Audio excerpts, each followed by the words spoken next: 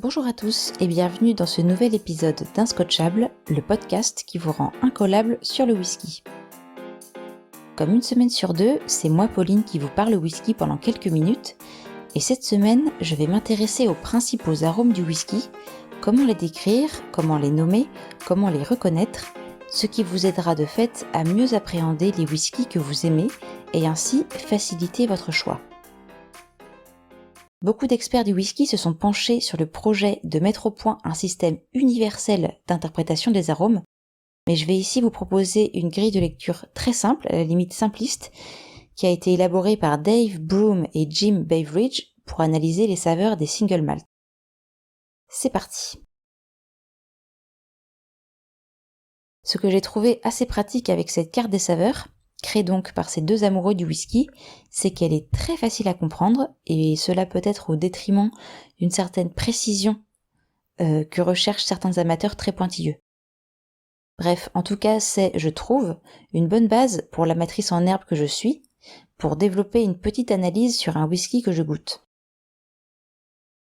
Cette grille de lecture donc se base sur 4 profils types, qui sont le fumé, le délicat, le léger et le riche.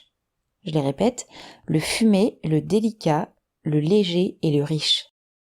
Ces 4 qualificatifs fonctionnent en opposition, le fumé s'opposant à délicat et le léger s'opposant à riche, et en complémentarité. Donc un whisky peut être fumé et riche, il peut être fumé et léger, délicat et riche ou délicat et léger. Commençons sans plus attendre par le fumé. Il s'agit des whiskys dont l'orge a été séchée à la tourbe. Si jamais vous voulez en savoir plus, il y a un épisode sur le sujet, et qui vont de fait avoir un goût plus ou moins tourbé, avec un panel allant de la simple note fumée, avec un goût de hareng, de feu de bois, jusqu'aux arômes très puissants de goudron, de camphre, de tabac ou encore de charbon de bois. Les whiskys tourbés peuvent être très puissants en bouche et c'est souvent assez clivant comme goût, donc soit on aime, soit on déteste. Je peux vous citer comme parmi les plus connus des whiskies comme le Lagavulin 16 ans d'âge ou encore le Laphroaig 10 ans d'âge. Je propose maintenant de passer au deuxième profil type, il s'agit des whiskies délicats. Ce sont donc ceux aux antipodes des whiskies cités précédemment, qui ne présentent donc aucun goût de tourbe, aucune note de fumée, mais qui auront plutôt des arômes de noisettes ou de fleurs. Je peux vous citer le Glenlivet 18 ans d'âge, le Glenfiddich 12 ans d'âge par exemple. Donc ce sont des whiskies qui sont catégorisés comme délicats. En gros, si je récapitule, si votre whisky n'a pas un goût de fumée, paf, on peut dire qu'il est délicat. C'est aussi simple que ça. Maintenant, les deux autres profils types est riche et léger. La catégorie riche concerne les whiskies boisés du fait de leur maturation en fût de chêne.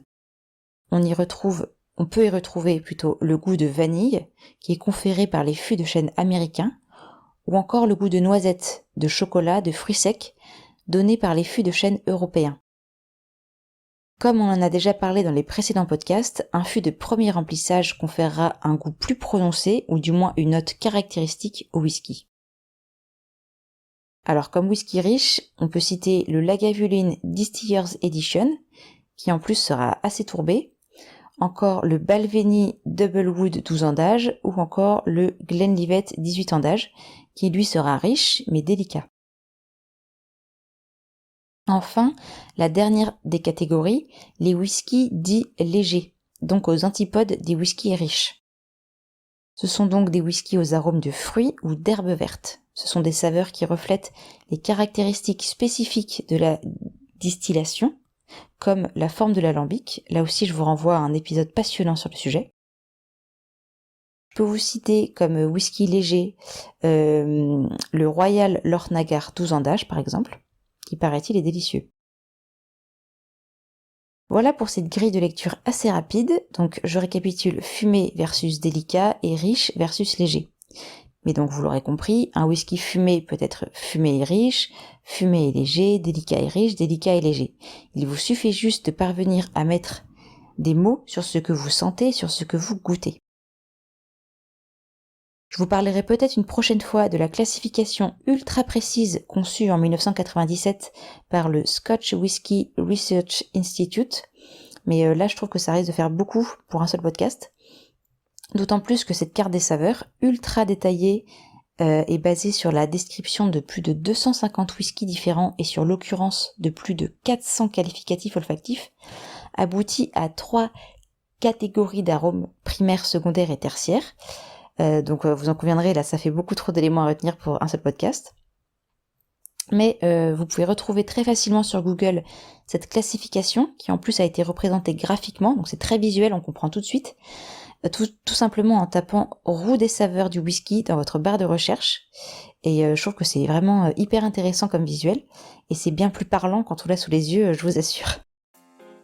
Voilà, j'espère que cet épisode vous aura plu, et je vous dis à très vite sur Inscotchable.